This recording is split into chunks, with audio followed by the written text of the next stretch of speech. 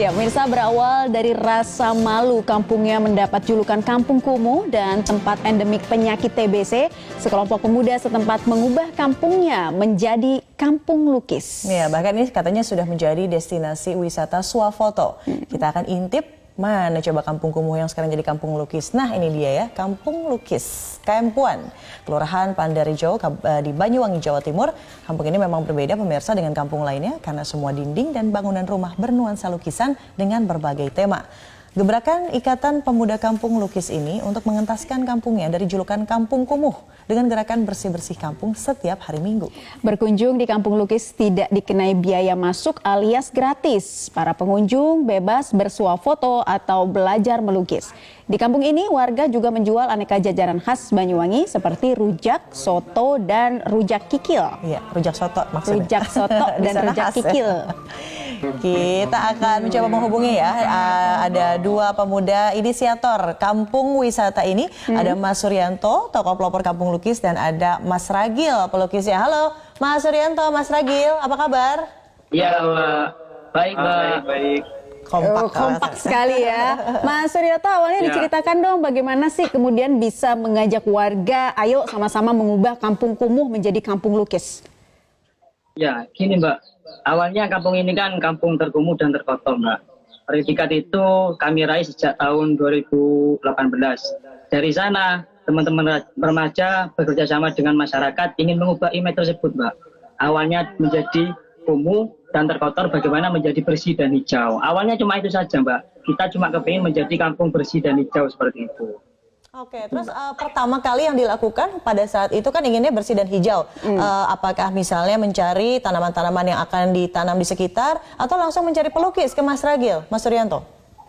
Ini awalnya kita cuma niat bersih-bersih di sekeliling rumah dan juga melibatkan warga. Setelah itu juga kita penanaman bunga, Mbak.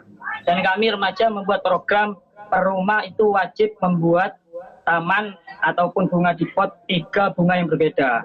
Seperti itu, Mbak. Nah, ceritanya wajib kemudian itu, bisa jadi kampung lukis itu gimana, Mas Suryanto? Kemudian bisa menghubungi Mas Ragil ini?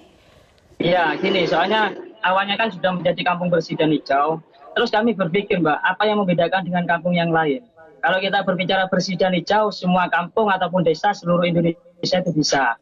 Maka kita memanfaatkan kreativitas warga. Di sini kebetulan ada beberapa pelukis ya, termasuk Mas Ragil ini sebagai inisiator. Kita nyoba nanti melukis di salah satu paving. Nah, dari sana embrio melukis di dinding itu jadi, Mbak. Jadilah kita menjadi kampung lukis seperti itu, Mbak. Kampung Lukis dan swafoto. Saya pengen ke Mas Ragil nih. Mas Ragil, kalau saya lihat di belakang tuh ada lukisan tangan. Ini kayak mural gitu ya. Sebelah kirinya ini apa nih? Kayak sayap burung atau apa ini? Coba Mas Ragil ceritakan konsep pertamanya apa, Mas? Ya, yang sebelah belakang ini adalah 3D ya, mural 3D yang sekarang lagi tren. Dari yang sebelah sini adalah kayak heaven gitu. Jadi filosofinya kayak di surga, ada kayak sayap malaikat. Jadi bisa buat foto selfie gitu, Mbak. Oh, keren. Sampai saat ini sudah ada berapa pelukis yang membuat kampung lukis ini? Untuk pelukis ada 3. Ada sekitar 200-an, Mbak. Wah, banyak, ada 200-an. Di tembok warga.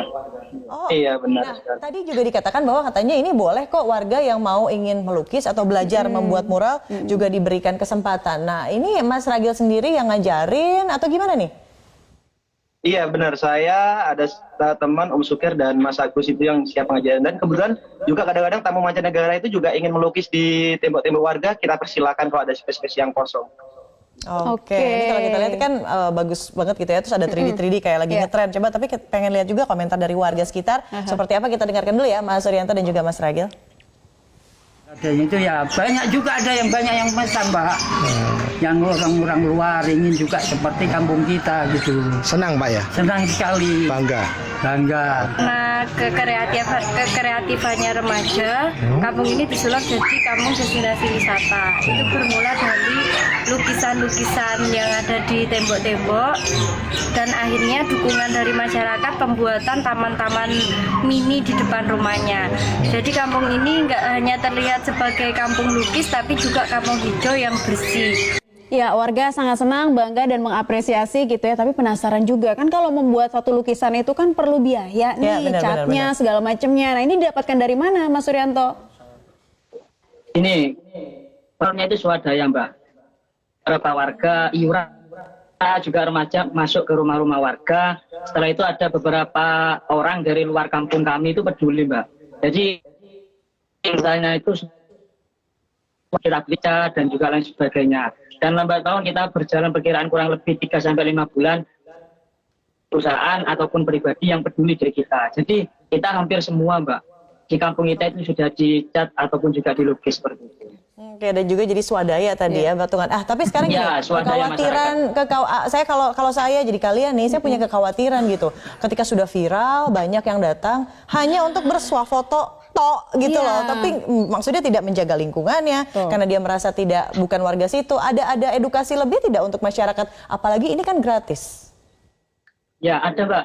Kita juga mempersiapkan pembelajaran itu antara sampah kering dan sampah basah Mbak. Itu seperti itu. Dan juga ke depannya kita di sini ada anak-anak kecil apabila ada tamu yang membuang sampah sembarangan ataupun juga Mbak. Dari sana alhamdulillah semua masyarakat ataupun pengunjung itu sadar Mbak. Dan di setiap sisi yang sekiranya itu tempatnya spot foto itu kita siapkan tempat. Jadi kita Mbak, tidak ada yang menurut katanya tadi itu membuang sampah sembarangan, insya Allah tidak ada. Oke, jadi edukasinya lebih. Tadi saya melihat ada gambar begitu ya, ada seorang pria yang menggunakan mic. Ini seperti mengumumkan woro-woro begitu. Jadi ada apa nih? Ada speaker di sekitar kampung untuk menjadi guide tour atau gimana nih? Ada, guide juga ada di sini. Juga kita ada radio komunitas, Mbak. Dalam artian radio komunitas itu kita menyiarkan beberapa pengumuman itu lewat radio. Jadi di sini guide ada, juga radio juga ada seperti itu. Jadi menyambung Mbak, ke semua lini itu masyarakat dan juga pengunjung itu mendengar seperti itu. Info yang diinfokan di radio komunitas kita. Gitu. Nah, dan juga jelas infonya bukan hoax ya pasti ya? Bukan hoax gitu. Ya, bukan Mas Mbak. Suryanto dan juga Mas Ragil ke depannya akan ada ide-ide cemerlang apa lagi nih untuk mengembangkan kampung lukis ini agar juga diminati dari warga di luar kampung lukis? Gini, untuk kedepannya kita mungkin berpikir di sebelah kampung kita itu ada sungai Mbak. Sungai yang dialiri air dan juga ikan dan sebagainya itu kita akan memanfaatkan untuk wisata air. Kedepannya seperti itu. Karena kalau kita berbicara di kampung, insya Allah kampung kita sudah 90% indah dan cantik seperti itu. Jadi tinggal nanti sungainya Mbak. Sungainya kan awalnya kumuh katanya dan juga identik sama endemik TBC, sekarang jadi kampung swafoto. Kita doakan nanti semoga wisata airnya sukses. Nanti Mas Ragil juga akan ada les melukis sambil menyusuri sungai gitu ya. Terima kasih Mas Ragil, Mas Suryanto. Salam untuk teman-teman di Banyuwangi semua.